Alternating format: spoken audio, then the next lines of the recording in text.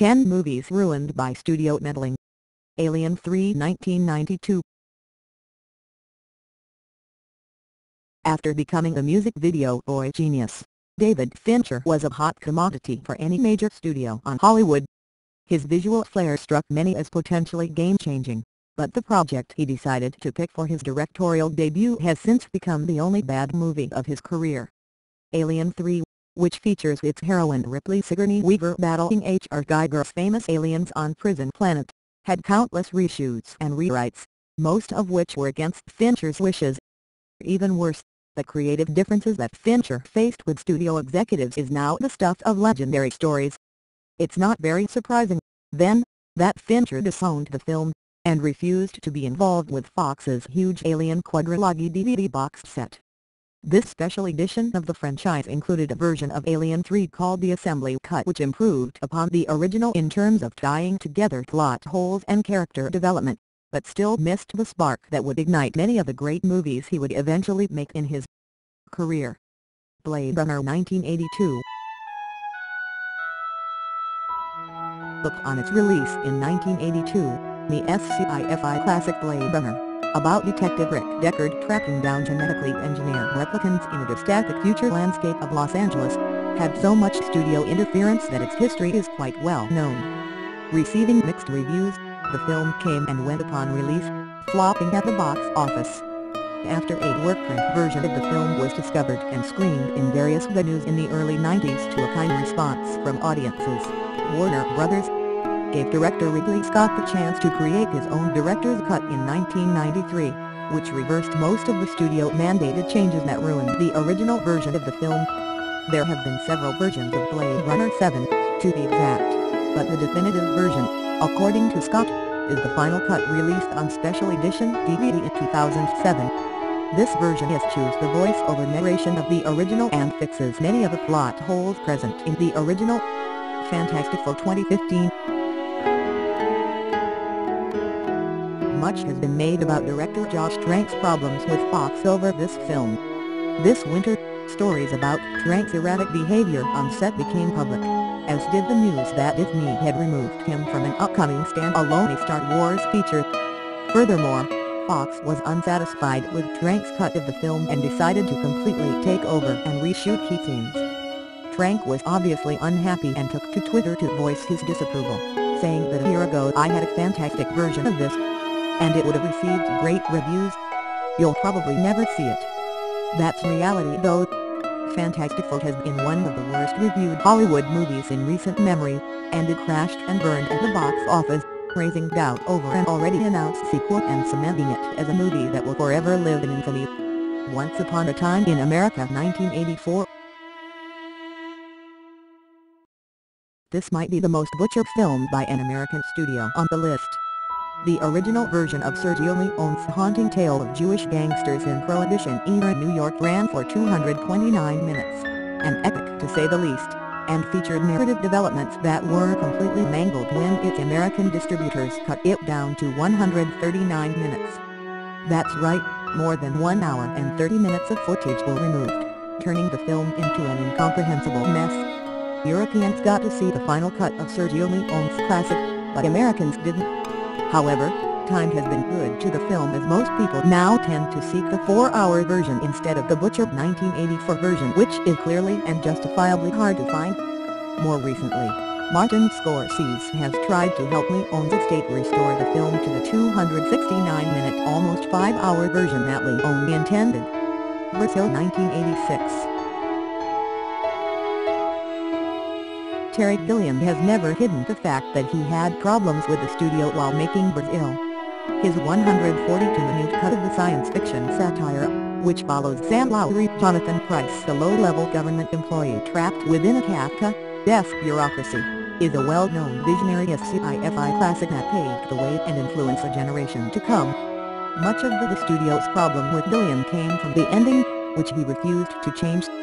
The story goes that the fighting persisted throughout the year until Gilliam decided to screen his cut, in secrecy, for the El-Dake film critics, which prompted them to name Brazil the best picture of 1985, despite the fact that it hadn't been released. The studio finally gave in and released it. A Billion-approved 132-minute cut of the film, and the rest, as they say, is history. The full 142 director's cut is now available for all on beautiful Criterion Blu-ray. All the Pretty Horses 2000. The lead Bob Thornton wanted to follow up his acclaimed directorial debut Sling Blade with an adaptation of Cormac McCarthy's All the Pretty Horses, an epic, romantic western that many critics deemed unfilmable. Thornton's original version ran nearly 4 hours, maybe the only way such a movie could have worked, but Harvey Weinstein quickly forced Thornton to cut it down to its eventual final cut of 116 minutes. Many say it was payback for Thornton fighting and getting his version of Sling Blade released in 1996 despite Weinstein's disapproval. More than half of All the Pretty Horses ended up on the cutting room floor. Its star, Matt Damon, publicly came out and defended Thornton, saying it wasn't fair that this much footage should be excised. Despite Damon's protests, the man-handled version of the film received terrible reviews and flopped at the box office. Efforts to get a director's cut on DVD have been prevented by the film's original composer, Daniel Lanois, who refuses to have anything else to do with the movie. Yikes! Heaven's Gate 1980. This was the infamous movie that forced United Artists, the studio formed as a refuge for artists by Charlie Chaplin, D.W. Griffiths, and Mary Pickford, to declare bankruptcy. Michael Cimino was the hottest director in Hollywood after making The Deer Hunter, which cleaned up the Oscars in 1978.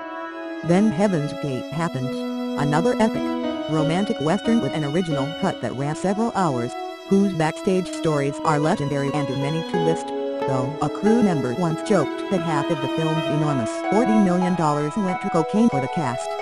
One of the stories goes that Cimino changed the locks of the editing room so that studio execs wouldn't interfere. His erratically insane behavior concluded with a 325-minute cut of the film that's almost 5.5 hours that Cimino said was a 15-minute cut away from the final version.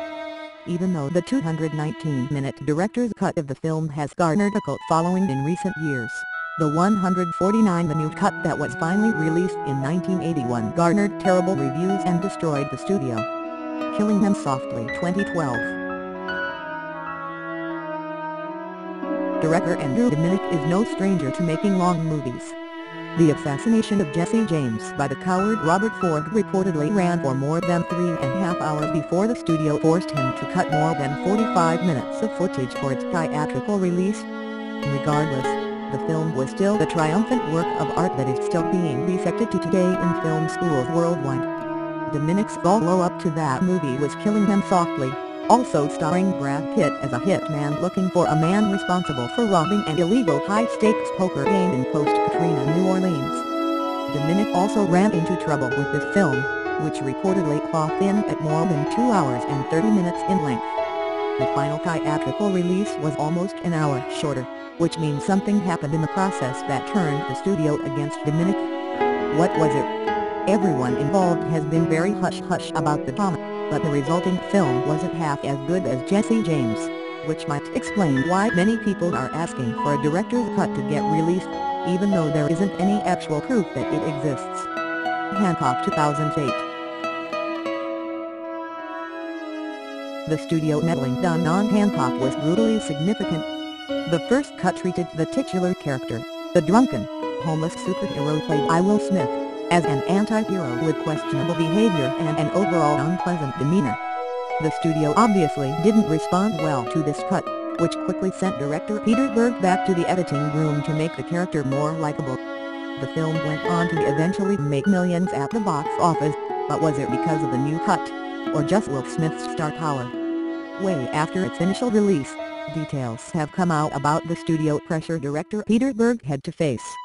Likewise, the original screenplay, titled Tonight, Becomes, is widely available online, and shows the nastier side of Hancock. All these stories only make us want a director's cut even more. The Magnificent Amber since 1942.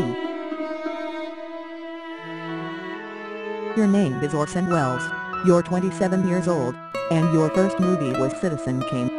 You would think that with your second movie the studio would give you carte blanche and all the freedom that you need to bring your vision on screen. not exactly. The magnificent Ambersons is the granddaddy of all studio interfered movies, cutting almost an hour of footage from the original cut. Check. Changing the downer ending for a happier ending. Check. A Bernard Herrmann score heavily edited by the studio. Check. Wells was highly affected by the disastrous studio meddling of his beloved film, one which he believed could have truly marked his career. They destroyed Ambersons, and it destroyed me, he later said. The worst part is that Wells' initial cut, which some say was even better than Kane, was burned in a storage fire, and is now lost to the sands of time. Thanks for watching.